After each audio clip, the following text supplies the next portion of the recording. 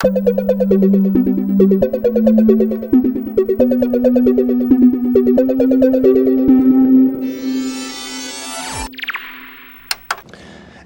it's episode 8 of the Gaming Memories podcast, where I, your divine host, Cade Call, also known as the Blessed Beatmaker and divinely anointed prophet, seer, and revelator by the gaming gods themselves, Roboclip. I was on a bit of a spiritual quest to find the ultimate gaming podcast to subscribe to. But there were so many, I didn't know which one to subscribe to. It was too hard to decipher which was the best gaming podcast. So I went to E3, surrounded myself with all the hype of all the games, all the PR, all the posters, all the demos, everyone getting excited, and I snuck off into a little corner to be by myself. I knelt down with a heart full of sincerity, and I looked up and I prayed to the gaming gods themselves, and I asked them, which of all the gaming podcasts should I subscribe to? And then I saw it. A pillar of light exactly above my head, above the brightness of the sun, slowly descended down upon me, and I saw 3 distinct beings. As the light dispersed, I could make out their faces. It was the holy trinity of gaming gods themselves, Hideo Kojima, Miyamoto, and John Carmack. And I asked them, "Oh, great gaming gods, the trifecta, the triforce of gaming gods, which podcast should I subscribe to?"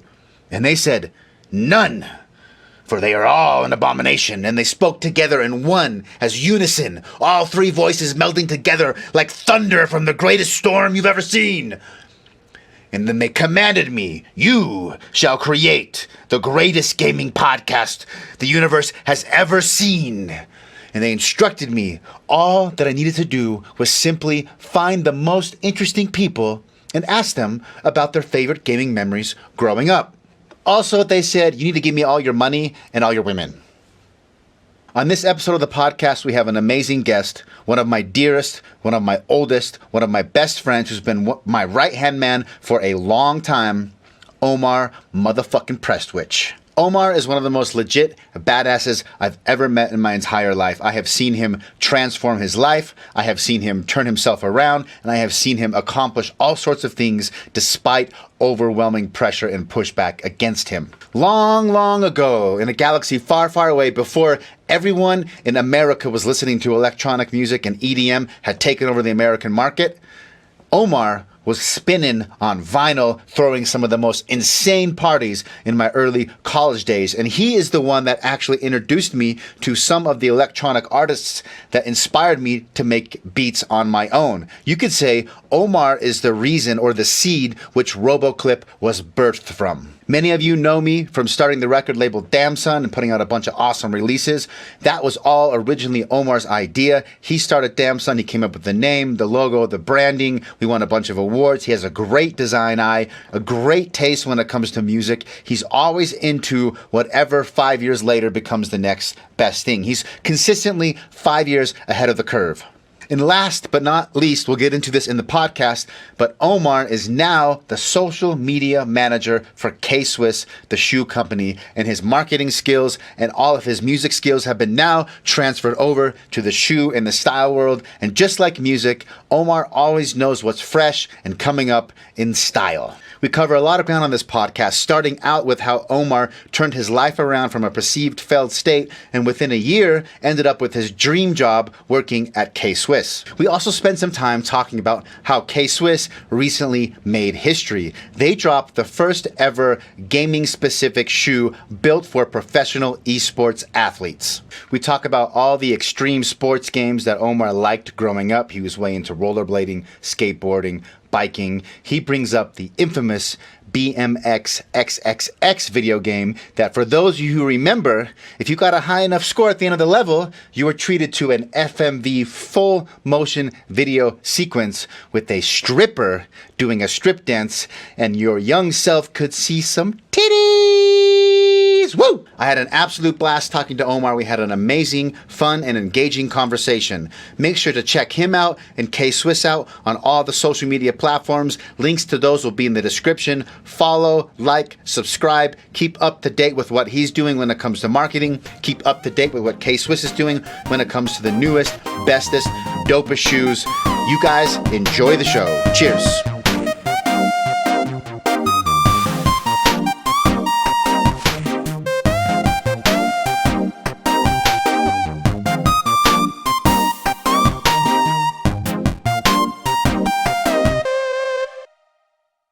I will be.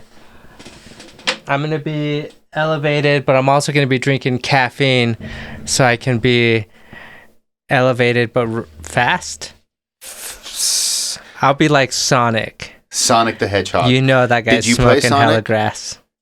Yeah, of course I played Sonic. I only played Sonic the Hedgehog when I would go to my friend Matt Agler's house because he was like the kid that had the Sega Genesis and the Super Nintendo. And for some reason, Sonic was like, that was the only time I could play Sonic. And I just remember, Sega. Did you like the Sega Genesis or the Super Nintendo better? The Sega, only because I would play Sonic and it was easier. Super Nintendo was more like there were games that required me to think more, and I was like, fuck this. Where's my regular Mario Brothers? I just want to like A-B this shit. Yeah. So this is Omar Prestwich. He's on the podcast. He's going to be a little bit different. I don't think he would identify himself as a gamer. Nope. But we're still going to mine him for his best video game memories and kind of see what it was like growing up as a skateboarder, rollerblader, yeah. break dancer. Yep. Something. And what video games sort of you got exposed to and what you remember and what you remember playing at your friend's house, like Sonic at Matt Hagler's. Shout out to Matt Hagler. No, he's not a haggler. Hagler. Thanks for having the Genesis. I was a Genesis kid, so I like him already. Here also, tell people why we should give shit about you. I believe you have a pretty cool job. Social media manager at K-Swiss. Yeah. I'm the shoe company. Yep. So I'm going to put this on my live real quick, just so you know. Oh, speaking of social media. Yeah, so I run the social media for K-Swiss, the shoe company at K-Swiss. Give us a follow, buy some shoes, help us keep the lights on, please. That's what I do. That's what you do. Yeah. And now he's doing some stuff on his phone. I've known Omar for a very long. I met Omar doing door-to-door sales, trying to sell people alarms on their doorsteps. Not the funnest job on the planet. Yep. And then he was also the original brainchild of Damn Son. If any of you are listening, know me from Damn Son. That was Omar's brainchild. What's up, Casey? Yeah. Oh shit! He's got. I'm on my live right now. People care about your Instagram? That's interesting. Guys, for the viewers, I'm with my homie Cade. What up? He and I are doing a little podcast on gaming. Gaming memories. I only have like 3 memories. So I hope we'll find more. Anyway, so I'm just going to leave my phone. You guys can tune in. All right, let's do this. What's the status of Damn Son? People still hit me up sometimes like, hey, I still follow you on Instagram. Seems like Instagram's still doing stuff. Those guys are liars.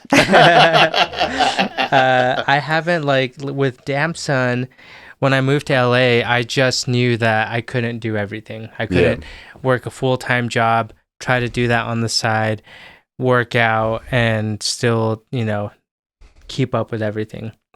So for context, you're the social media manager at K-Swiss. Yeah. I think it would be interesting for you to give us the Reader's Digest, the badass version of how you got that job, Utah, Seattle, K-Swiss. Yep. Then people kind of know who you are, and then we'll get into the games you remember. So in a nutshell, Kate and I started a record label called Damn Son. You have to say it like that, otherwise it sounds like Dim Sum. And it's not a food. Is it dim sum like the Chinese frozen dumplings or whatever? Yeah. So we started that 5 years ago. I was consistent with it, and it opened up a lot of opportunity and doors, because when you start your own apparel brand music label, you learn to do many things. I learned how to take photos, how to design, how to network, how to tour manage. And as those opportunities arose, one thing led to another. And eventually I ended up in Seattle, where I tested all of my abilities. I moved to Seattle. Wait. I want to hear about how you chose to go Seattle, how much money you had in your bank account, how that ended up happening. I was kind of freelancing before that. I was taking photos for X and G, traveling with them. These are two of our best friends that do music. And I was taking photos for different people and trying to run a social media agency, and all of that crashed. And it got to a point where I was not happy with my life, where I was going. I felt like I was on a treadmill. And I decided to test myself and my abilities. And I had $17 in my bank account and thousands of dollars of debt. Didn't you get like $300 from some refund or something that got you the gas? No, to go to Seattle. Close. So what happened was, when I woke up, I'm like, all right, fuck this. I got to do something different. I'm going to Seattle. It was raining or something in Utah because it was earlier in the year, early spring. I put on my rain jacket, and what are the odds that I had $103, $100 bill and 3 ones in my pocket in that jacket. And I did the math on how many miles it would take and I averaged out the gas mileage that my Subaru would get, and it was exactly like $98. So I used that money to get my ass out to Seattle.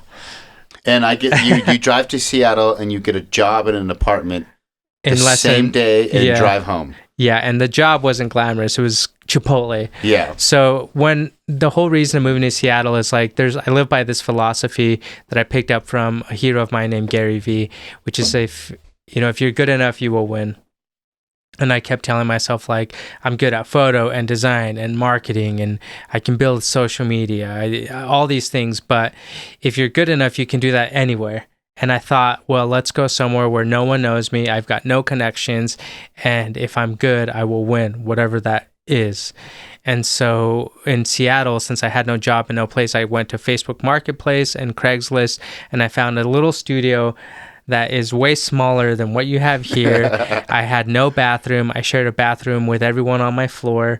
Total homeless status. It was disgusting. There was bed bugs. I woke up one day and like my neck and arm and everything was just covered in bites from bed bugs. And I lived a lifestyle that a real hustler entrepreneur lives, which is I'd wake up at 4:30 in the morning, go to the gym, go do my thing, and then I'd go to like a Starbucks at 7 a.m. like clockwork and work until 9, and then I'd go to my job. And the first 2 weeks I was in Seattle, I was a line cook at Chipotle, which is when you go from being a designer and traveling first class on airplanes and doing all these cool things and getting paid to do that, and then a week later you're at Chipotle. Yeah, Chipotle, cooking up some I'm like, steak I and don't guac. know how to cook. I'm like, hey, this burns my hand. Can someone else do this? Guys, I'm a little, I don't know how to do this. But the key thing is that I showed up every day with a smile.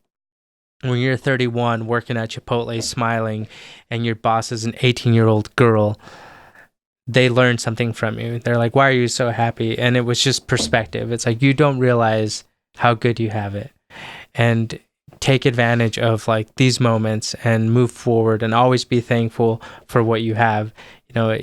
Working at Chipotle in downtown Seattle, getting paid $15 an hour and getting free food, that's the shit. It was survival mode.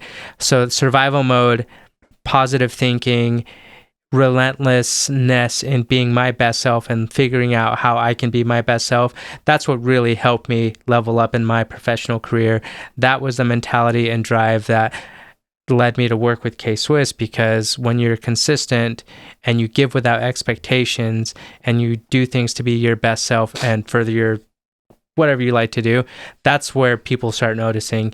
And how did the K-Swiss thing happen? Excuse me. Bless you. Thank you. I'll take the blessings. Yes. Jesus blesses man. I'll take the VIP blessings from heaven. So let's talk about how you got, because Seattle was kind of a spur of the moment. I remember you just texting me. We were homies, we're hanging out fairly regularly. You just text me, hey, I'm in Seattle. I live here now. Yeah. And I had hung out with you like a week prior or something. It was okay. All right. And then my memory of K-Swiss was I'm going to fly out to meet Gary Vee and present him some plan with X and G or some marketing idea. Yeah. And I'm like, okay. And then you text me like a day later, I got offered a job at K-Swiss. It's like, wow. Yeah. I mean, two different stories, but correct. So K-Swiss, like 5 years ago, they did a campaign called The Board. And it was basically where it was an open competition where any creator from around the world could sign up. And they chose 100 people to be a part of this board to help revamp K-Swiss. I happened to be one of the ones that they chose, which was amazing. Fast forward, when I was trying to figure out in Utah, what I was trying to figure out, how am I going to work and do Damn Son and like level up in life and everything I needed to do. I wanted to work with K-Swiss and Gary Vee because Gary's a hero of mine. K-Swiss represents everything that I believe in, which is the hustle. And so I had, once I found out that Gary was going to work with K-Swiss, like you said, I'm like, I got to get out there. So I flew out from Salt Lake. I called in sick. I actually went to work, and I'm like, I feel really sick, guys. My stomach hurts, and I'm going to throw up. Like, you better go home. Like, yeah, I better go home. Or go to the airport. Go to the airport where I can throw up in many bathrooms. And so I flew to LA, waited in line for like fucking 3-4 hours, met Gary Vee for like 30 seconds. And because I knew of the shoe drop and collaboration, I had Christian and Aaron, X and G. It was actually Christian that made it, but I had them make a track called Dirt specifically for the shoes. And I was like, hey, I know about the shoe launch. I know about the collaboration. And this was like June, 3 years ago or whatever. And the shoes weren't going to drop until November. That's how much of leeway I had. And nothing happened with that music. You know, it's like cool, badass, shook my hand, and that was it. And what I remember about that moment is feeling the energy of like, holy shit, this guy's on a whole nother level.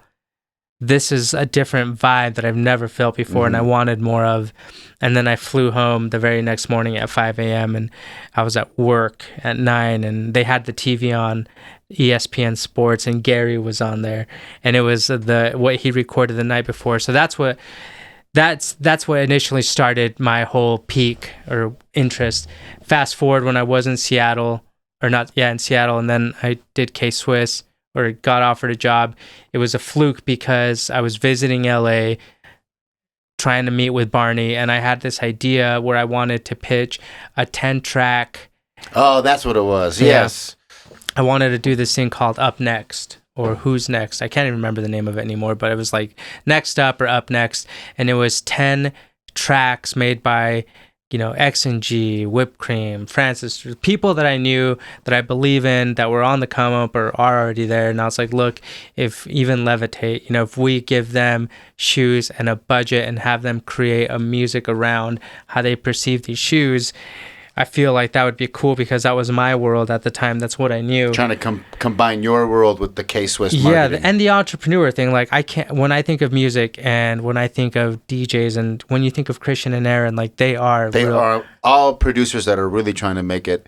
That is a hustle. Yeah. It's one of the hardest hustles you can undertake, in my opinion. Exactly. I'm a failed product of that hustle. And so that was... that in my mind, and we talk about this at work, like an entrepreneur is a million things. You're an entrepreneur. Like, you own your own business. The listeners, Kate owns like a digital media agency, and it's killing it. Christian and Aaron make music, and they're killing it. Our friend Andrew runs a jean company, and he's killing it. And everyone has... Almost all my friends... Now that I think about it, no one has... I guess you have a regular job. Mm-hmm. You're the only regular job schmo here, but you kind of have a badass high social status job, it seems. I view it as like, oh, you're the social media manager for like a really how long has K-Swiss been around? 30 years? 50 years. 50, yeah, it's been around forever. Yeah, I feel blessed. And no joke, sometimes when I go to work and I'm showing up and I'm walking in downtown LA and I laugh to myself and I'm like, you can't believe you're here. This is amazing. Like, holy fuck. It's the best. It's something that I don't take for granted. And, when I show up, I always have this sense of urgency of like, I have to crush it. Like, don't fuck this up. Don't fuck this up, A good way we can segue into gaming is talk about the gaming shoe you guys just dropped. Sorry, guys. As you know, I like to talk so about anyway, myself. That's why you should give a shit about Omar, because he's a badass. I just and do what I like. He turned his life into a badass life. And everybody wants to do that. So take some lessons from Omar. Yes, hit me up. Let's chat. I love chatting about that. Where can we find you on social media? At Omar Prestwich. Everywhere. Instagram, do you do Twitter? I don't think you do Twitter. Yeah, Twitter, anything. You Twitter. And then it's Instagram, all Omar Prestwich. At Omar Prestwich. Prestwich? Nope, Omar Prestwich. Ooh, I just believe clean, in like baby. The branding. Clean. It's so cool. But yeah, gaming. So K-Swiss just released the first esports performance sneaker. So walk me through what makes it better than other options. Or is there even there's no other option. So right? Yeah. So excuse me. The truth is, and the memes and the real gamers that are listening will know that really the best esports shoe is what? A fucking slide. Like, that's just facts. Yeah. And it's because when you're gaming on a PC, your feet get sweaty. And I'm not a gamer at all. Like, hence, half this podcast is me talking about me and not Mario Brothers in 1986. But that's what it is. That's an esports shoe. Is you want breathability. You're going to be sitting. It's going to get hot, etc. So this shoe is specifically designed with real pro gamers. So Immortals Gaming Club, our designers met with them and like, hey, what's it like being a professional gamer? What do you need? What's it about? And it was essentially like, hey, give me something that's breathable, light, badass, that also fits like a slip-on.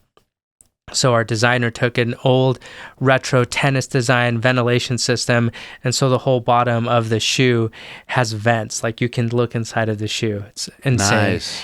And the insole, the bottom sole, half of it is cut out, and it looks like a PC, but it's a vent, and it's like, the design is fucking badass. And that's the whole concept of the bottom is like tech, like performance, but breathable, super light, and there's nothing like it. To like walk or sit and have air flowing in your feet is really wild. The whole front upper is an all one piece knit that is completely breathable, like see-through. Well, not see-through, it's black, but it's like that mesh, super light. And it's the kind of mesh that is more of an athletic mesh that will like hold your sweat. Yeah. And which is really badass. And then the best part is the heel collapses, so you can wear it as a shoe, as a slip-on, or you hold it and then you can push the heel in and it becomes a slip-on, like a slipper. Yeah. So that's like the first of its kind, and it's sold out in like a day, I think. From how many pairs? Did a few hundred. Okay. Yeah, and it was U.S. only, sold out. Which is really cool, and it debuted at Blast Pro Series, which is a Counter-Strike tournament, and the shoes are actually a collaboration with MIBR, which is like one of the top esports team for Counter-Strike from Brazil. Dang. What made K-Swiss decide to get into esports? Was it just a growing market? They thought, hey, no one's serving these guys, and we can do it? Yeah, that's a good question. So I wasn't there when the whole concept initially started to become about, but our Santi Fox, follow him at Santi Fox. He is the global art director for K-Swiss, and he's big into esports, and he's got a good eye with that. And so he pitched it a while ago, and it started happening, but it really, caught on lately because of him. He just took the initiative and was like, hey, this is a big thing. We're already on the end of wave 2 with gaming. Wave 3 is coming, and it's almost too late if you want to jump in at that point, kind of thing. So he just stuck with his guns, presented a good plan, helped with the concept and design shoes and connected the dots with the people. And that's how it happened, just initiative. And luckily that our leadership is so receptive to hearing ideas. And, when you're a brand like K-Swiss and you're thinking of heritage tennis, you're not thinking of esports shoes. But luckily our team is like, look, yes, this is our core, but we also have to stay relevant as a brand as things, grow. We're in a streetwear culture, a hype culture, a flip culture. You have to be a part of that. And esports happens to be a part of that too. Yeah. As people laugh like, oh, shoot, for gamers, that's stupid. You're like, well, these kids make $20,000 a month fucking gaming. Like, what are you doing? Yeah. Can't talk shit. Whether you think it's lame or not, these are pro athletes. Fucking athletes, dude. And I mean, even if you want to like argue about pro, like the term athlete, you could say they're pro entertainers or they're pro, whatever they are. Dude, they're fucking pros. Like when I was watching, like no joke, when I was watching them at Blast Pro Series playing Counter-Strike, I was paying attention to their eyes and hands. The way that they like are focused on their screen, listening to their teammates, moving their hands, it's just so precise. Like, I respect, like, instantly. Like, I can't even fucking, if I'm on Photoshop or like Instagram, like I struggle with that. And having them be on such a like professional focus level takes discipline. Any pro, whether it's fighting games, first person shooters, like any speedrunners, those guys, I mean, they're putting their 10,000 hours in, and anything you put 10,000 hours into, you're going to reach a level that the average person, it's almost like you can't comprehend it. We had Thomas Winkley on from Big Shiny Robot, who's a fairly good competitive Street Fighter player, and he was talking about different tournaments he goes to, what their schedules are, because he's in that place where a lot of entrepreneurs or pros, he's practicing as much as he can, but he's also got a life and a job. Right. And so that transition, well, how do I catch up to the guys that are playing 8 hours a day and have sponsorships, and they're playing other dudes, they're spending all their time playing other guys that play 8 hours a day. Yep. And so iron sharpens iron. And so he's traveling every month to go to these big tournaments. He knows he's not going to win, but he wants to play against guys who are the best so he can get a feel, and he's trying to make that transition. And it's hard. Like even someone like him who's ridiculously good. He came to Salt Lake Comic-Con, cleaned house, or whatever the gaming con that was recent, took everything. He wins a lot of like regional tournaments. But he says when he plays someone who's I look at him and I try to, if I played him, I have a 0% chance. I've played a lot of Street Fighter. He says he has basically a 0% chance against him. The gap is big. And the same thing goes for Counter-Strike. Anyone that's doing an FPS, their precision and their speed, their twitch, it's like, it's crazy how good people can get at something. What's cool now is, at least from what I'm seeing and what Santi was telling me, and I actually totally agree with him now, is the face of a gamer, quote unquote, has changed. It's not the fat, lazy fucking slob. Yo, these kids are training.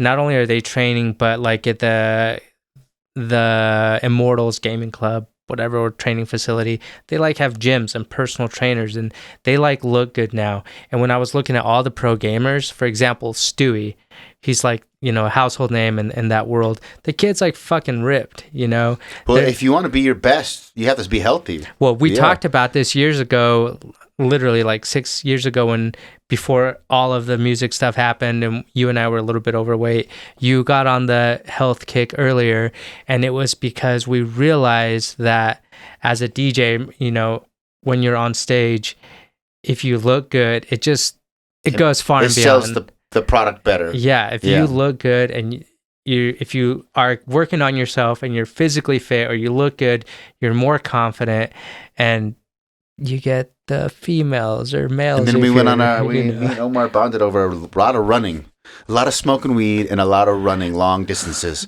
They go hand in hand. They do go hand in hand. If you're a lazy stoner, you're a lazy stoner. But if you light up and go for a 7-10 mile run, I don't consider that a lazy stoner. No.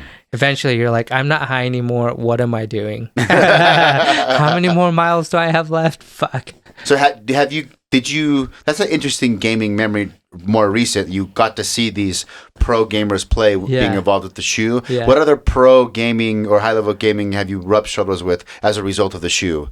Just that one Immortal Gaming Club? Yeah, it's like with esports and all that, I haven't, me personally, right, been connected with it. I went to the tournament. I kind of got to see it. I do have friends in the industry. Shout out Uriel. Shout out Enrique. Enrique is the creative director for Astro Gaming. And his brother Uriel does a lot of esports photography as well as AI visuals. So I'm friends with people that are in the industry. In that sense, I definitely want, at least as we keep evolving, like now that we were the first ones, it's someone else is bound to do it. Well, dude, yeah, totally. When, it's just facts. Even our president, Barney, he said it. He's like, dude, we're not dumb. Like, someone else is going to, with bigger pockets, is going to show up and, Yeah. But we were the first, so they can fuck right off. He didn't say that, but, that's the truth. So if you're into gaming and you need a shoe, it's sold out. It's sold out. When can you get it? Is it like... So this was the beta. We called it the beta program. And so you can go to stockx.com and buy them for like $200 maybe. I don't think too many people are flipping them because they're dope as fuck and they want them. But sometime in January or February of 2020, maybe even later, the next round will come out. Okay. And then you'll be able to buy them. So I think that's just like, it's opening up a huge door of opportunity, which is really good for us. And who knows what will happen, but it's exciting.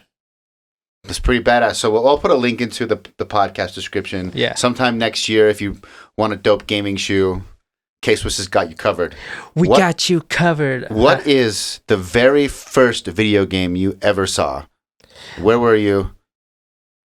What was it? The very first video game I ever saw, it was Mario. I can't remember exactly how. Can't even speak. It's not the weed, I promise. I think I have a cavity, to be honest with Mario you. on the NES? Yeah, That's Mario. You're born... I was born in 1986. That's when I was born. But I grew up like with a family that was super poor and didn't like... When I got the quote-unquote NES, I was in kindergarten or first grade. And I wanted the Super NES. Like, I even asked my friend, like, hey, what's this called? And I remember specifically writing Super NES. And then they got you the NES. Yeah. And I was like, Mom, what the fuck? And she was like, actually, what the fuck? Like, I got you one of these, or Santa did. But I remember the oldest memory that I have really, as far as like playing a video game, was Mario Brothers or Ninja Turtles on NES. The Ninja Turtles on NES is the OG. Hard as fuck. It's so hard. You're only the second person to bring it up. This is actually chronologically episode 10. I don't know if it's going to be uploaded as episode 10, but I wanted to get a bank of 10. Yeah. So now you're my 10th. Fuck yeah. Appreciate that. But we brought up one other person has brought up Ninja Turtles, and we talked about the underwater level with the electric seaweeds. Yeah. Do you remember that? Dude, so good fucking luck beating that game. Like, first of all, why are all the Ninja Turtles like the same color? You could kind of... No. They pretty much looked exactly the same. They're the exact same, they minus the different weapons, though. It's cool that they kept the dark, like, we're fucking dangerous ninjas look, like on the cover. But now... on the cover, they were all the same color. Yeah. I think the original comic book, they all wore red. Yep. Yeah. Which is cool. I like that. But that's the hardest game. I don't think I've ever beat it. The only, actually, for the real core nerds, Matt Agler, there, shout out again, fucking Matt. He had like some adapter with original Nintendo games. There was like an extra piece you could put in to your game. Genie? Maybe that's what it was, where it had like secret shit. Codes. Yeah, it was probably Game Genie. Anyways, and we played like Ninja Turtles, and that was like the only way we beat it, because it was like... You used cheats. Yeah, fucking cheats. Otherwise, like, you're not beating that thing. Yeah, that game was ridiculously hard. Like, you, as a little kid, it doesn't give you any context. You just press start, And you know how you start out top down view, and then it goes to side view when you go in the sewers. And you're in top down view, and like you walk like 3 steps, and you get run over by a car. That's like, true. And you're, what just happened? So you started again, like one other way, get run over by a car. It's the music is like it never. And have you seen the YouTube video of the angry nerd? Yes, when he plays this game, it's so funny. He brings up a lot of things that are true, like when you try to fight the fucking things that aren't even in any Ninja Turtles anything, they change. They're never the same. Like, you leave, you go back, like, wait, what the fuck? All these monsters are back? I can't get out of here. I barely made it through. He pointed out one part in the game that I remember as a kid. Well, I remembered it when I saw it on the video. It kind of jogged my memory. There's like one jump when you're on, and it's like a tiny little square, and there's you can't jump it, you can't do anything. You have to walk, and no one thinks of that. Oh, his face, like, oh, you can walk. You just walk. That's one of the best episodes. If you don't know him, what's he called? Angry Gaming Nerd? He's Angry Gaming Nerd. On YouTube. I haven't seen him, no joke, for like maybe 10 years, but I'm sure... He's still doing it. Yeah, and we just plugged him, so there's a few more views. You should give us a... You should check it out. He just plays old video games that are retardedly hard and just gets pissed and rants. And I think his editing is really good. He keeps him... He does a great show. Well, he was definitely ahead of his time. I've never watched any more than that because I don't know. I've watched a bunch. They're really good. What else can I say about gaming? Like, honestly, you and I went to E3. Well, let's stay down. Let's go chronologically up. Okay. So you played NES. NES. You remember Turtles, basically. Yeah, I mean, I remember. And then my mom, I can't remember what happened. Well, first of all, let's just... Oh, yeah, I got an Xbox, so let's go there. Wait, so you went from NES to no console all growing up, then you had an Xbox? Okay, I went from NES, no console, and then somewhere in like junior high or something, I got a Nintendo 64. Okay, so before that, Nothing. Give me some memories of, because you didn't have but obviously Matt Agler had one. I'd go to fucking sleepovers. So just talk about the games you remember playing at friends that stick out to you. Straight up Sonic. Like, Sonic. That's it. Like, I don't think we played anything else. And yeah, it was that and Sonic and like Game Boy shit. Like the fucking old school Game Boy. Yeah, the green and black. Yeah. And like I remember always needing batteries. And you know what I mean? Always have like 6 AA batteries for 10 minutes. Jesus. And then I remember... Well, I don't remember how, but I would like my friends would let me borrow their Game Boys here and there because, like, again, my family's like, get to work. I'm like, Mom, I'm 10. What the fuck? And then I had at some point I was borrowing my friend's Sega handheld. The Game Gear. That thing ate batteries because it had a backlight and it was color. Yeah. And it was awesome, but the batteries... Shit. So you got like 45 minutes. Yo, I would hide that from my parents because I didn't want them to think that I stole it. Probably because I stole shit as a kid. Anyway, so like I would hide it and at nighttime I'd bring it out. And like I remember being like, this is the greatest fucking thing. And I'd play... I would either play Sonic... That's Sonic 2, I remember that, or a Power Rangers game. But yeah, the Game Gear was the shit. Like, that was ahead of its time. Fuck you, Game Boy. Wish it covers it. And then, yeah, from there, it was like, literally, I didn't really game. And then I got into junior high, and junior high for me, it was more like rollerblading, breakdancing, graffiti, you know. That was like the thing that I liked to do. So I never spent time gaming at all. But you got a 64 at some point. I got a 64 at some point for Christmas, and I had like Mario World or whatever it was. Super Mario 64. Yeah, I never really played it. And then 007. And that was like in junior high because that's when I started playing with a neighbor friend, Tom Simpson. Tom Simpson. What up, Tom? What's up? Where are you, bro? Like, if you're listening, hit me up. Omar, at Omar Prestwich. I always wonder what happened to that guy. I really do. So you'd play multiplayer GoldenEye. Yeah, that was cool. And Tony Hawk. Remember fucking Tony? Dude. I actually thought when I was thinking about bringing you on, I'm like, okay, I know he didn't play a ton of games, but because I know he was into rollerblading, I guarantee he played Tony Hawk. Yo, Tony Hawk, the PlayStation, and 64 what I remember most, and this is junior high days as well, was Pizza Hut. Shout out motherfucking Pizza Hut. Pizza Hut had like the promo CD. So if you bought like a pizza of some sort, you would get like a demo disc? You got a demo disc. I didn't know that. And so you got delicious, greasy, beautiful pizza. Like, goddamn. Shout out to pizza in general. Yeah. That's proof God exists. Yeah. And then you got level 1 of fucking Tony Hawk. Yeah. And you was it Tony Hawk 2 or Tony Hawk 1? Because it was the warehouse. The warehouse, yeah. And yo, you fucking mastered that thing. And the music was so good. Like the music and the graphics, and you just, me not being a skateboarder nor a gamer, made me appreciate both things. Like I remember playing that game being like, this looks so real. Like the way you could flip shit and do.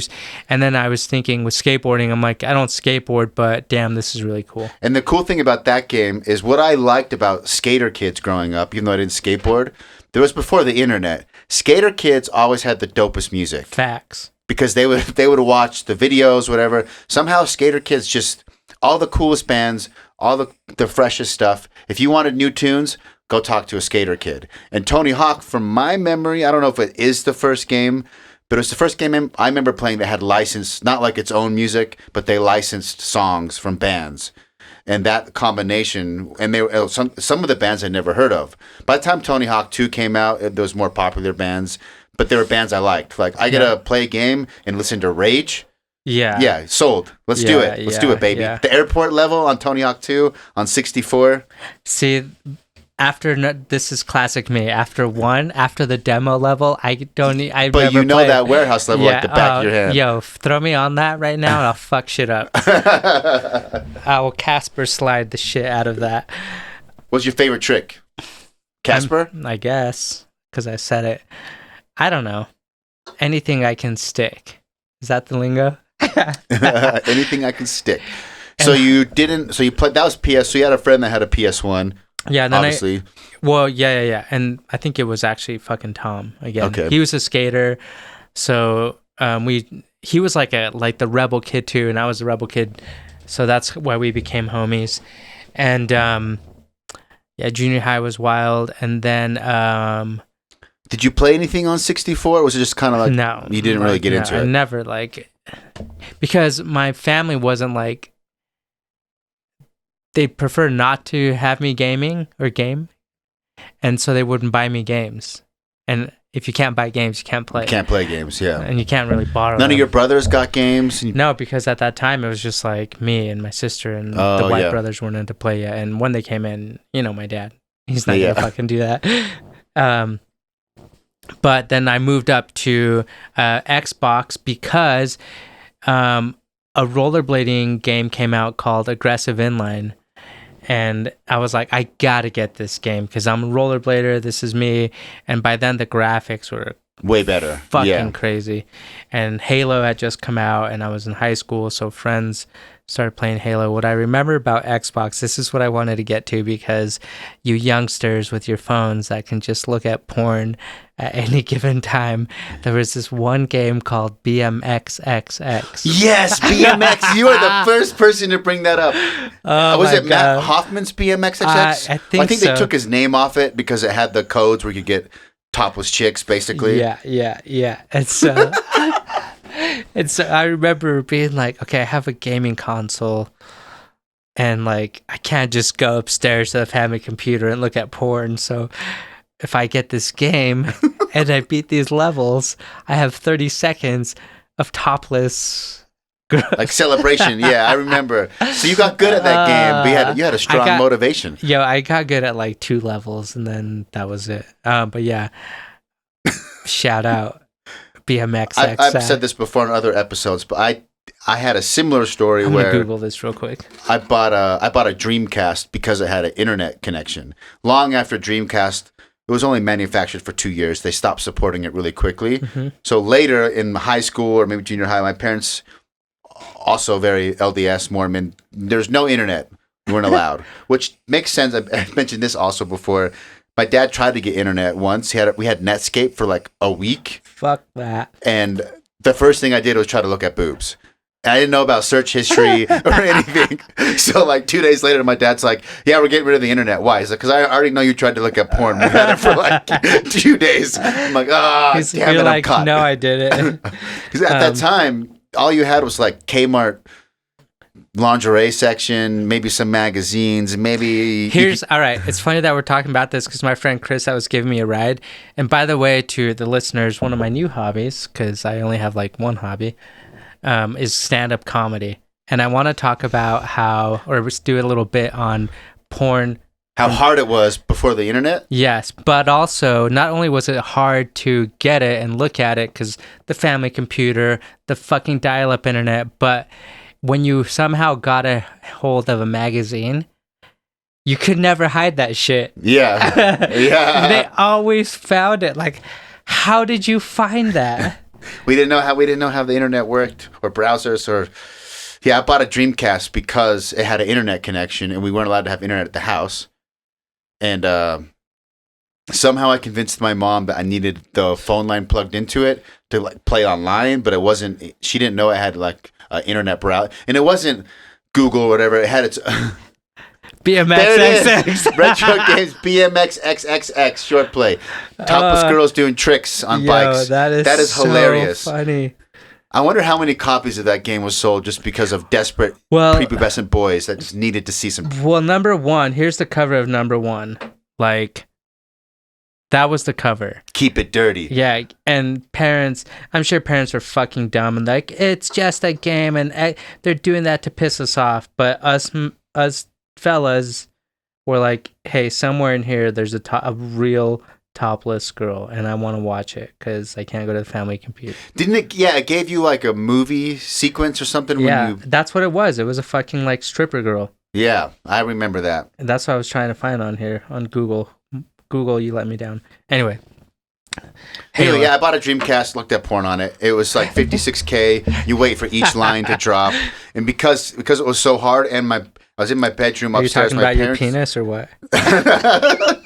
My parents were close, so the problem was I would only have small windows where it was safe to try to look. Okay. But it was so slow because it was old dial-up internet, and the Dreamcast had its own built-in browser, and you had to type with the controller, so slide over. So just going to Google, or I think I was going to AOL back then as a search engine, took a second, would load. Then you type in your search query. That takes 2 or 3 minutes to load the search results. Then you click on the website. That takes forever to load. Then you have to decide what picture to look at, and then you click on that. So the whole thing to get one picture was 10 to 15 minute ordeal, and by that time, I'm like, I've already jerked off twice, so that one nipple did the trick. That vague nipple. That vague nipple. So yeah, sometimes it would load the whole picture, but it'd be blurry. Yeah. Or it would load it like one line at a time.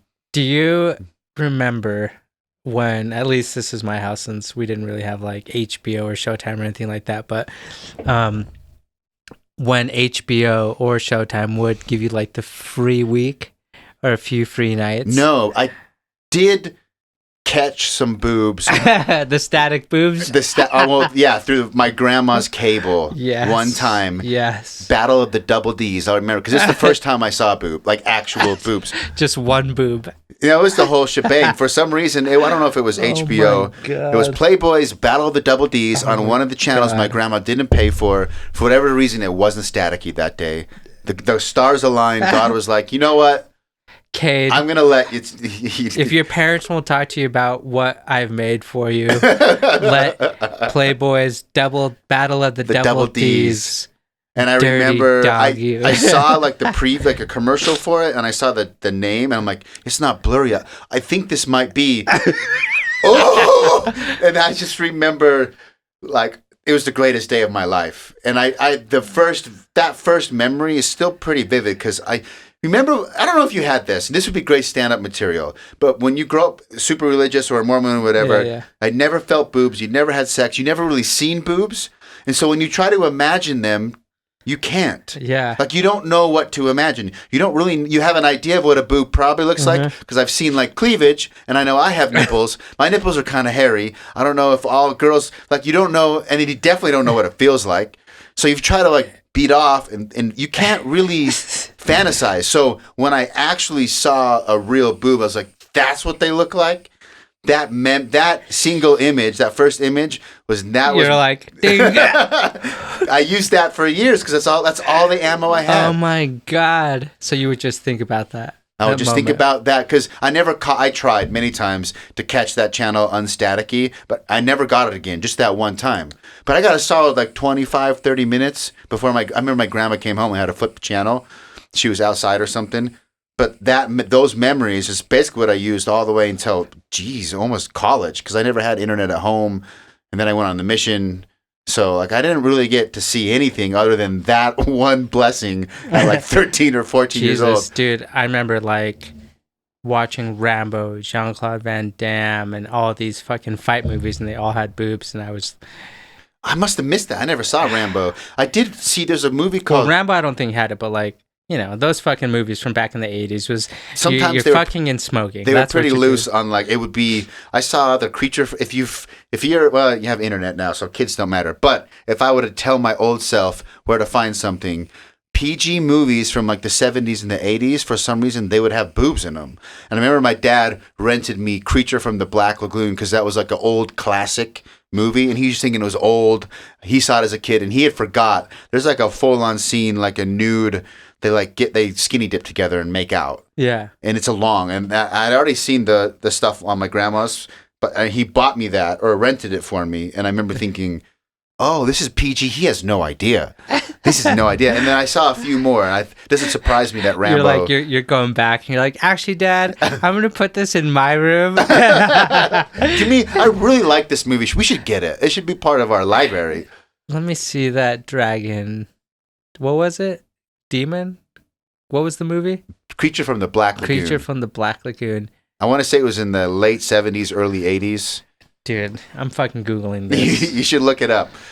So you got BMX XXX for the boobs. I got it, yeah, but I got the Xbox because of Aggressive Inline, which Let's talk about that, yeah. Yeah, so Aggressive Inline was a rollerblading game, which actually, there's a new one which we should talk about. And the cover of it was this kid named Jaron Grobe, and Jaron Grobe is from here, Orem, Utah. And was he a big... Yeah, he was on the fucking cover of the video game. One of the biggest stars at the time. Yeah, he was Orem. I didn't know Orem, that. Yeah, he was called the Monster. He was just my height, crazy good, doing insane flips and grinds, and he won. He was one of the few professional rollerbladers that won ESPN, like, whatever, back when it was in the X Games, vert and street, like, to win. He won both. He won both. That was a big deal. Yeah, he's doing both. And so he was on the cover, and he's from here, and I'm like, oh, fucking Jaron, I gotta get that game. And it had like a bunch of other like big rollerblader names at the time, and the music was cool. So I got it because of that, and then BMX XXX because you're a horny teenager in Utah County. And any other games on Xbox that stick out? Well, Halo, obviously. I always did sports games because it was easier to play. Like, I never played first-person shooter games. What do you call them? FPS, yeah. FPS. Look at me learning. I heard you say it, and I'm like, I know what that means. They're like, this guy's working with pro gamers. He doesn't know how to say FPS. Yeah, seriously. I'm like, I just color. Yeah, so I was afraid because all my friends were so good that I didn't want to show up and like be the worst one and ruin the game. Yeah. So I was just like, fuck it, I'm gonna rollerblade. With a lot of good. It's probably better use of your time anyway. I could have been a pro. Maybe. I guess you could have been a pro Halo player. Yeah. Watch out. So that's what I played, and it was cool because you got good enough to where you could hang with people and you could hang out with friends and 4 players, or let's connect 2 TVs in 2 different rooms, and that was insane. Fun. That was like I got to experience that for like a month, so I respect that. And then obviously like in college and all that stuff, I was just like over it. It was sales and school and being a Mormon missionary, and just like. So you didn't really play any game, and you don't really play anything right now. Nope. I had a Nintendo Wii because we got it for free in Boston. I do remember you winning the Wii. Yo, I fucking love the Wii. What do you like about the Wii? What do you remember? Well, the Wii was cool because it felt like a regular Nintendo, just a little newer. So Mario Kart was so much fun. Like having the wheel, that felt like that was just kind of fun with friends. Mario Party, anything that I felt like no one would be in too much pressure. That's probably what I liked more about gaming. And then Mario came out, like a remake of Mario. And I still have that, and I'll play that, and I fuck with that. Like, that's so much fun.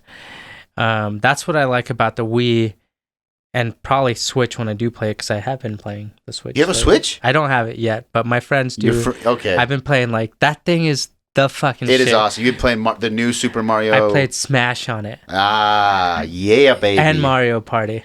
Nice. And it's... I mean, I think it's cool.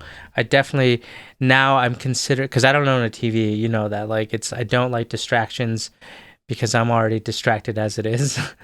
And so I think now as getting into esports as a professional thing, I think I do need to. You need to be more familiar just in general. Like not to waste time, but like, okay, if we go to a gaming competition, I can understand more. Yeah. I can play, I can hang, I can lingo.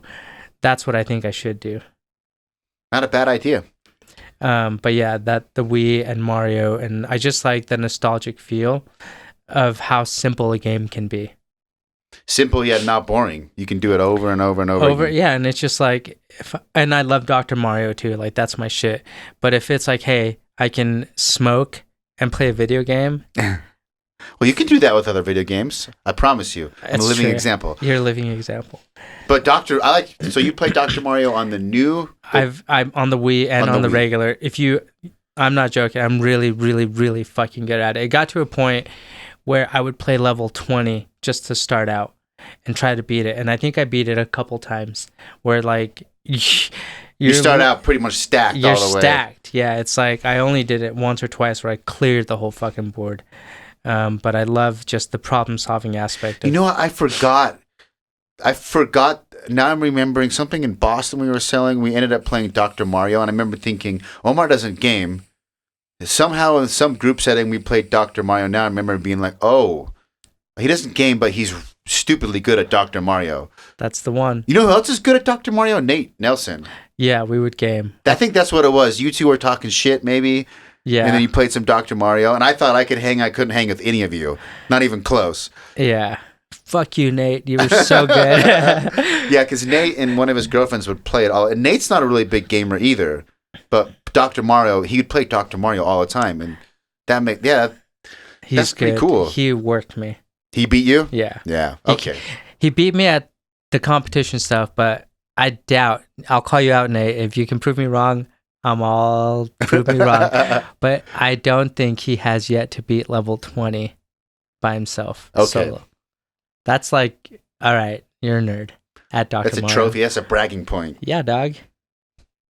We should play after this. So if you had, now, whether you've already mentioned it or not, if you could think back, if you had one memory that has the most nostalgia, the most warmth related to gaming, what would it be? Mario 1. No, Mario 3. Mario 3. Mario 3. And the reason I say Mario 3 is because my mom, I know like growing up now as a 30-year-old man and looking back, and I know the sacrifices that my mom made. The fact that she was able in 1990, 1 or 2, get me a Nintendo, that wasn't an easy thing to do, you know? And she got me the original Nintendo, Mario 3, and that was like, that's my game. It's because it reminds me of those moments where my mom gave me probably the best present I've ever had my whole life. Like a little kid getting a Nintendo. It's awesome. It's the shit. Yep. Plugging it in, you're like, oh my God. And then Mario 3 just had the nostalgic music and the graphics were better. And you had the raccoon suits, you could fly and you could flute into different levels. You know, that's the most nostalgic memory for me. I love Mario 3. Damn, I think you're the second person to bring Mario 3 up as their favorite Mario and most nostalgic moment. It's interesting because I remember playing it, but Mario 1 was the first video game I ever saw. So that to me is like kind of sticks out. But yeah, Mario 3, I remember thinking the world map concept was really cool. Like, wait, instead of just being put to levels, I can go through and sort of choose levels. Then the map has secrets. There was those. You could hide behind the map. That also blew my mind when you hold down. Yeah. And you could slide behind the thing. Yeah. Yeah, that was cool. I'd never seen a game do that. Yeah. And then you were like in a secret door. Fuck. So cool. Mario's still going strong.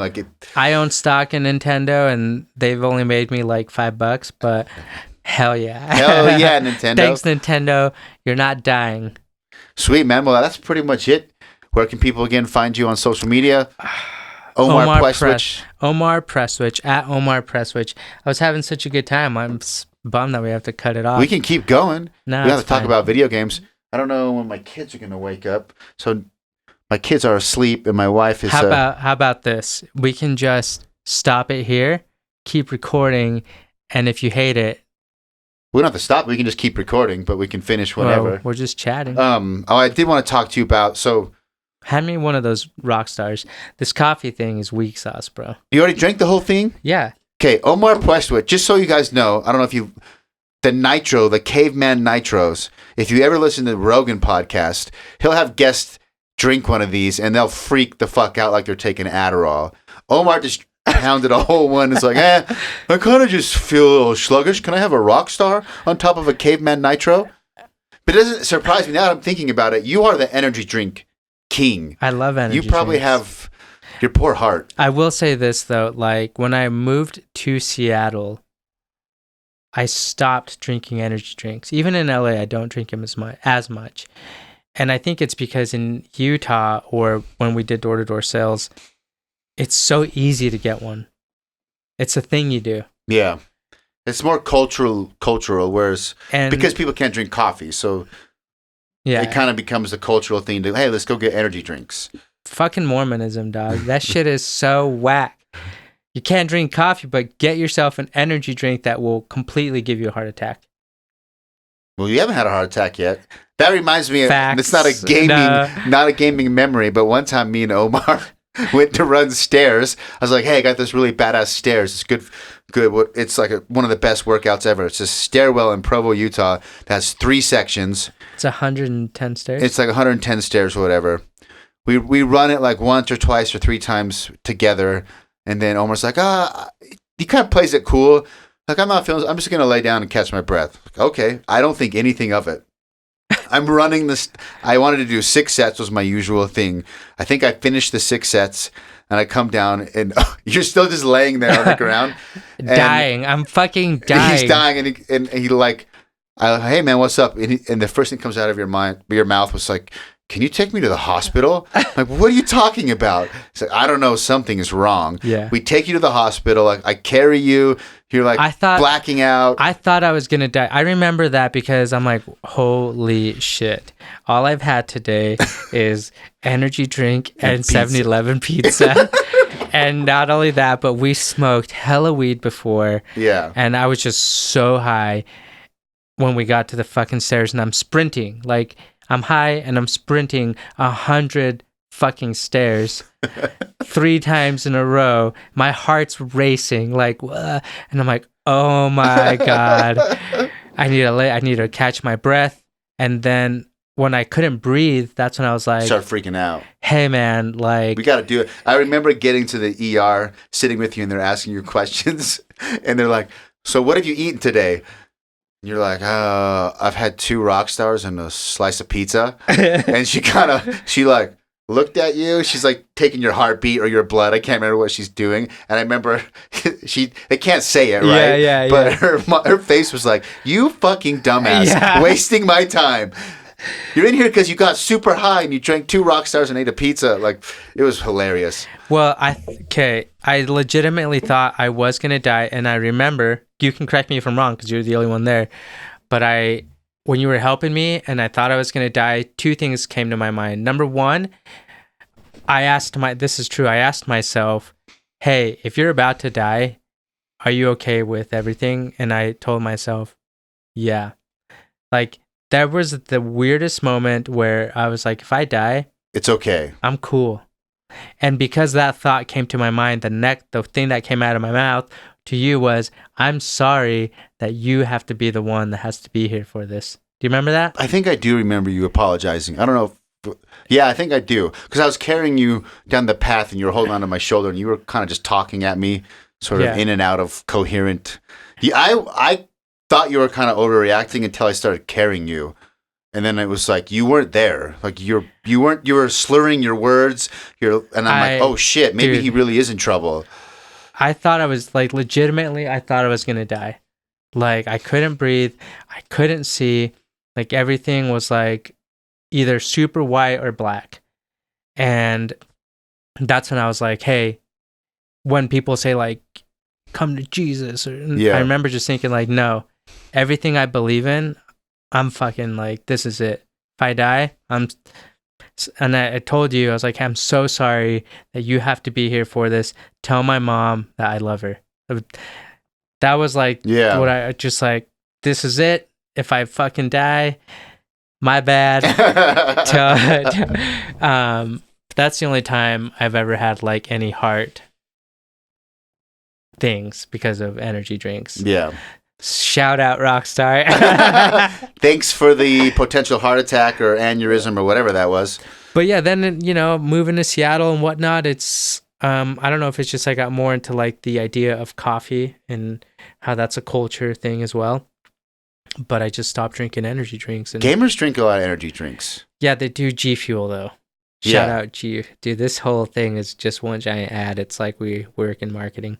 Yeah, it's kind of weird because I think it can't be good for you, especially, let's say you're a pro. I don't know how, well, obviously the pros are taking care of themselves. They probably don't do this. But I know some other friends that when they get deep into gaming, whether it's like a weekend or maybe it's their average thing they do on a weekday, you're sitting for 6 to 8 hours, which is already bad for you. It kind of hurts your blood flow. And then you're lethargic because you're sitting, and they'll drink 3 to 4 Rockstars or energy drinks or Red Bulls during the day to be able to focus on the game. And I'm surprised the gamer hasn't died. From one professional energy drink drinker to another. Don't fucking do that. Like, that shit will fuck you up. Yeah. I have a homie that drank, when they first started coming out, I don't think people, well, one, we were excited that we could drink something that gave you a buzz that wasn't coffee. All the LDS people. So, and we didn't really know about how unhealthy they were. There wasn't a lot of knowledge. It was like new. I remember when Red Bull first came out, and the Red Bull gives you wings, had like the little line drawings. Yeah. And they were cutesy.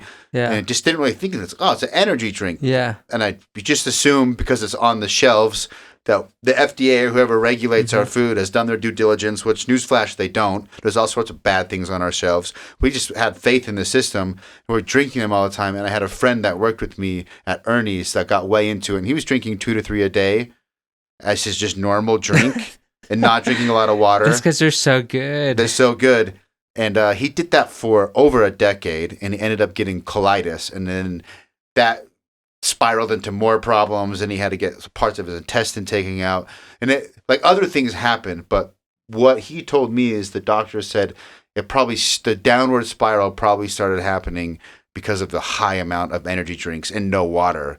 So if you are pounding a lot of energy drinks, pound some water, according to what he said the doctors told him. I don't know if that would really help you. It's probably better than no water. What's this guy's name?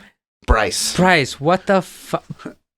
I know Bryce. What the fuck, Bryce? Like, he's a good dude. He doesn't drink them anymore. That's just common sense, man. Even I know that. Like, I'll be when I reach my limit, because it happens, I'm like, oh shit.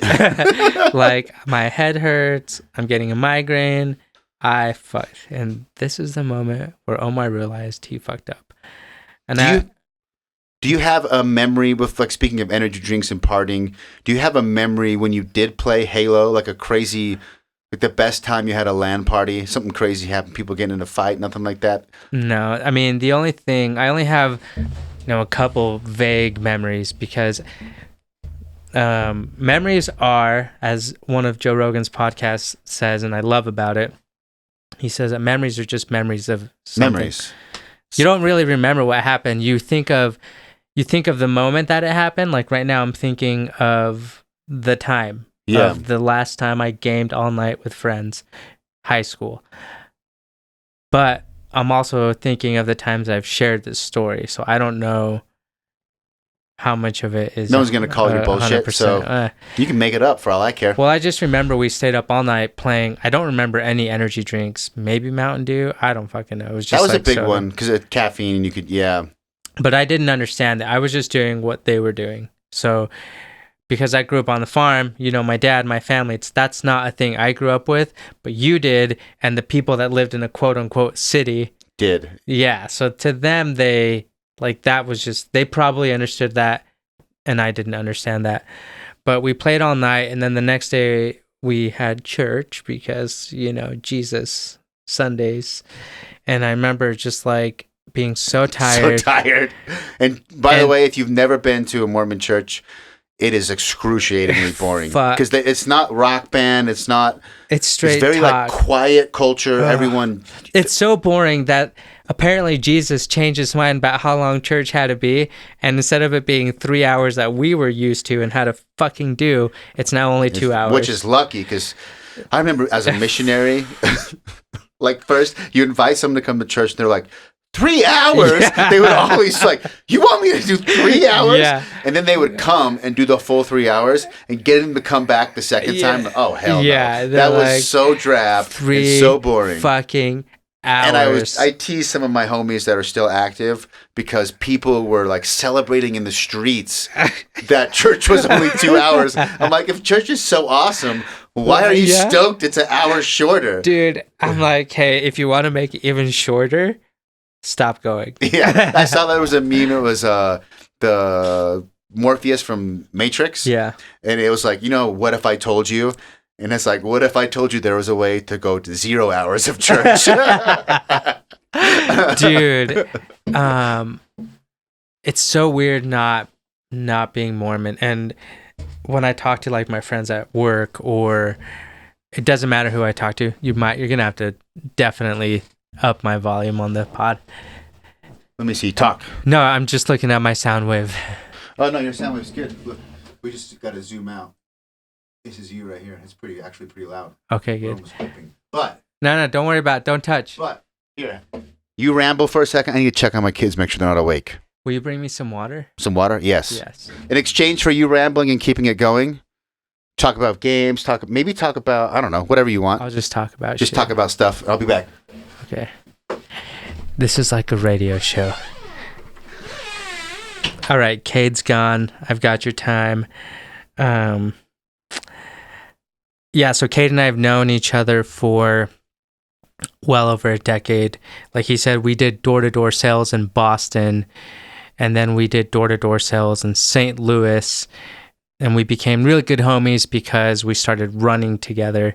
He lost 50 pounds before that summer. He just wanted to get into shape, and that motivated me. That was a really important part of my life, and I think it's really important that you always surround yourself with positive people that are trying to better their life, because that in turn will help you out. So by him trying to be his best self, it motivated me to be my best self and lose weight, and then that friendship really grew, and that's how we became friends. Then we started the record label together, Damn Son. That forever changed my life. It's one of the things I'm forever thankful for, to have a friend that believes in you and what you're doing. And even if things as a business don't quite work out the way that you thought they would, it's so cool that you were there for each other at, a learning point in your life. So that's kind of like my 2 cents on Cade. He's a super solid individual. And, yeah, that's Ramble 1. Ramble 2 is since the start of the record label up until now, I've learned the power of starting to pursue a real hobby for the sheer sake of learning.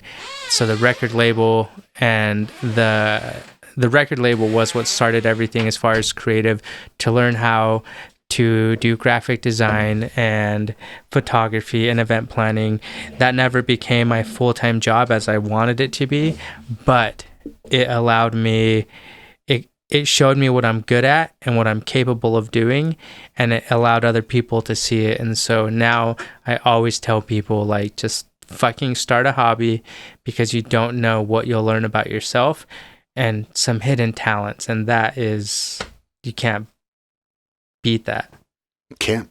Yeah, I don't regret doing Damson. I think back of the times I was actually doing a lot of gaming, because we would go running at nights. Remember when I lived in that basement apartment and we'd run in the winter up that giant hill on 2000 North, Jesus. and we would just talk about Damson. Then I'd get home and I'd shower. I would still be kind of awake. Then I would game to go to bed. As I was kind of I would play easier games, mindless games, mull over what we talked about, think about, okay, what are we going to do? Release, marketing, website issues, whatever it was. And even though it didn't pan out like we thought, I've never felt an ounce of regret like that was a waste of time. Dude, the brand to this day is still growing. Like you were saying, people ask you about it. People not only ask me randomly about it, but it still grows by itself. It's a good brand. It's like, it's not dead. And hence the last post, if you go on it, it's me talking about, like, it's not over, just taking a pause, you know? Yeah. And the idea of what it stands for, which is, at the end of the day, it stands for doing what you love and helping people out. Like, you go through the whole thing, you'll never really see us in it, here and there, but it's a culture of people and sharing what they do and helping them however you can, whether that's through photos, SEO, fucking marketing, whatever. That's what, like, I love most about it is, and it's what we always talk about, you help people out with no expectations, shit comes back to you. Good shit, not bad shit. The good shit. Yes. We like the good shit. We actually played around with getting into gaming. I remember, I don't know, we didn't go too far down into it. I think we were streaming and we had an idea for something. Everything we talked about 5 years ago, we should have just done. We should have done. It would have been. We were on the right path. We were definitely on the right path. Lazy. But it's hard. It's hard with all that uncertainty, especially something like a label, and you're not. I'll tell you what's hard is we weren't fucking single. We weren't single? No. Oh, it's true. Yeah. You were just married.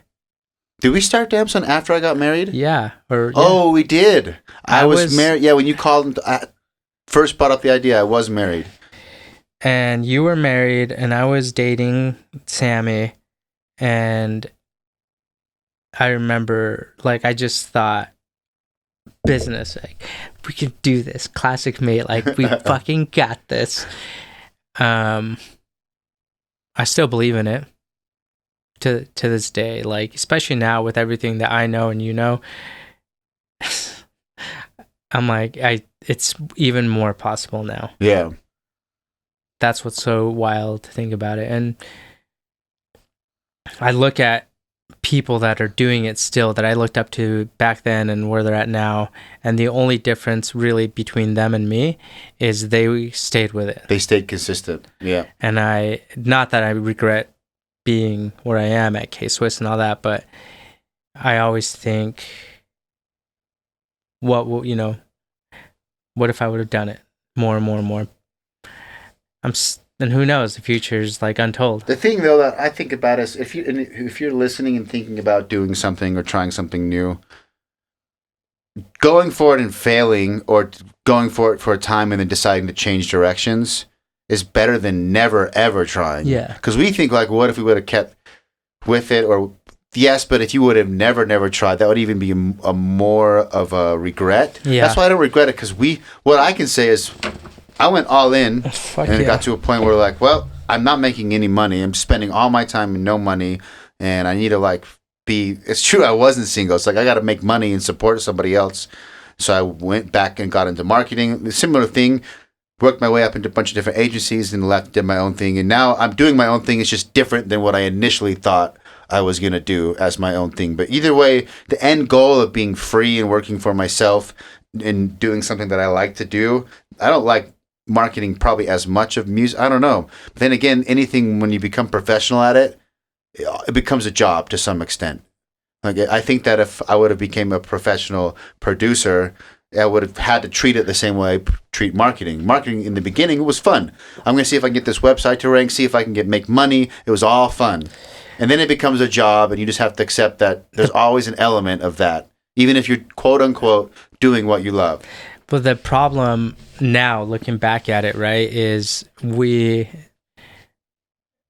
maybe thought too much about money because we needed to. Because we needed money really bad at the time. And if we would have just continued to do it the right way, which is just build it to build it and work. It would have happened. It would have fucking. Yeah. It would have happened like selection. Yeah. And we had the tools. It's so crazy, dude. Like, can't turn back time. No. And one thing about Damson, and a good reason why I put it on hold, is you can't, even if you can't go back in time, but you also have to be self-aware, evaluate, and see where you're at. Meaning, if we talk about certain music friends, right? Last night I saw 2 people, and they haven't moved on. They're still throwing the same fucking parties. I still get the invites, and even though I haven't lived in Utah for 2 fucking years, and I'm watching, I see their IG and shit, and I feel a little sad for them. And maybe I shouldn't feel sad for them because they could be completely happy, but I don't know a 30-plus-year-old that is happy working a 9-to-5 and trying to hustle parties. That shit gets old. It does get old. I mean, like I said, if that's like really what works for them, then I think that's fine. I think it's probably safe to assume there's an element of, this is not what I want. Even our buddy Taryn, who's like the first person that booked me, has been open about it. Went to San Francisco. It's like, look, you can only do that for so long before you just grow out of it. You know, even then he was all in as everybody I've ever met. He went all in, and he did a lot of cool stuff, and he brought a lot of cool shows to Utah through some of the best parties I've been to. I'd say he was successful at it, but at some point it's like, well, I just want something different. But if you never really want something different, then I suppose more it's power interesting. to you. We've talked about Taryn. I give him so much respect for the hustle. He's the one that also first booked me. Yeah.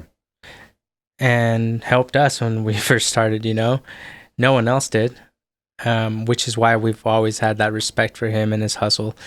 Granted, some choices he made slowed his process down, but he did go all in.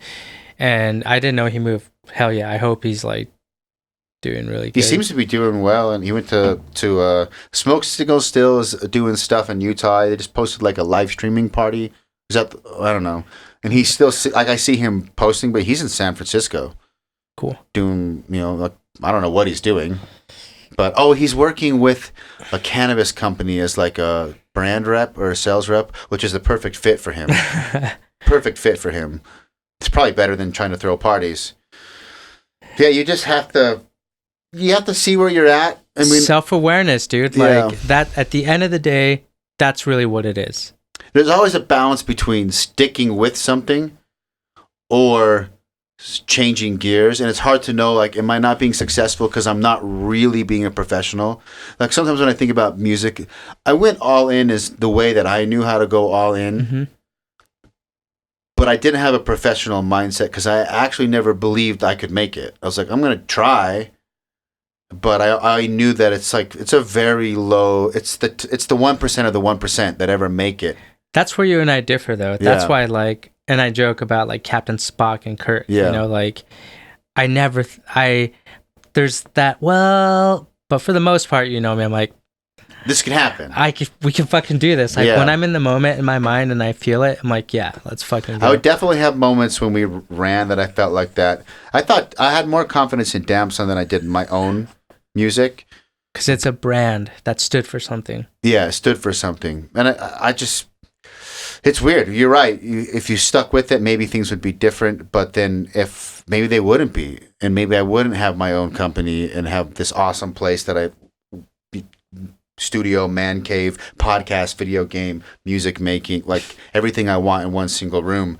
Maybe it would be better, but I really like where I'm at. So it's one of those, just life plays out the way it plays out. But I do think that if you don't like where you're at and things aren't working out, you need to either decide to go more all in on what you're doing and up your game, whether that's more hours, more conscientious training, more conscientious practicing, if it's something creative, or you need to say maybe it's not the right fit and I don't know, start a podcast called Gaming Memories. I don't know. Start anything, and that's why, like, I mean, we live in a FOMO age. Facts. You get on Instagram, you're left out. Every single time, like, God, what the fuck? This guy's where? He's doing what? And we live in, here it is. We live in an age where everything is, you have that fear of missing out of something. And now it's so easy to start anything because you see it. Yep. And if you see it, you're like, it's possible. And I love that idea. You starting a podcast, like I told you before, I fucking support it 100%. Like, what will happen with this? That's why we're here. Who knows, right? But it gives me a chance to do what I already do all the time, which is nerd out with my friends that play video games and talk about video games. And I'm starting to do stand-up.